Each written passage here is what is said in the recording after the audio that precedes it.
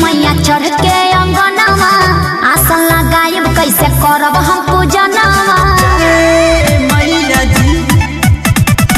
शेरवा पे आई है मैया चढ़ के अंगनवा आसन लगायब कैसे करब हम पूजनवा कि पंडित जी से पूछिए हो ए भौजी ले ला पनवा सुपरिया चुनरिया माई के चढ़ई हो ए भौजी ले ला पनवा सुपरिया चुनरिया माई के चढ़ई हो ठीक बा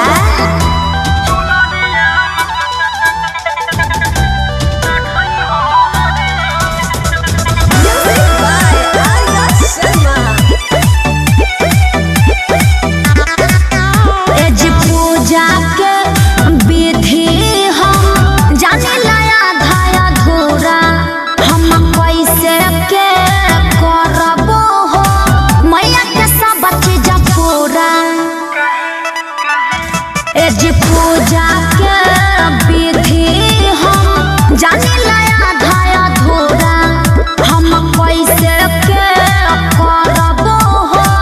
मैया के सब चीज पूरा एक बात न भूलई हो ए भौजी ले ला पनवा सुपरिया चुनरिया माई के चढ़ई हो ले ला पनवा सुपरिया चुनरिया माई के चढ़ई हो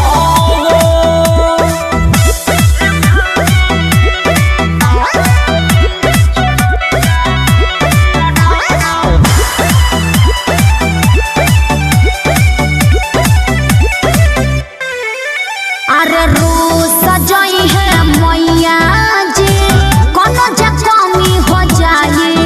हाँ टेंशन में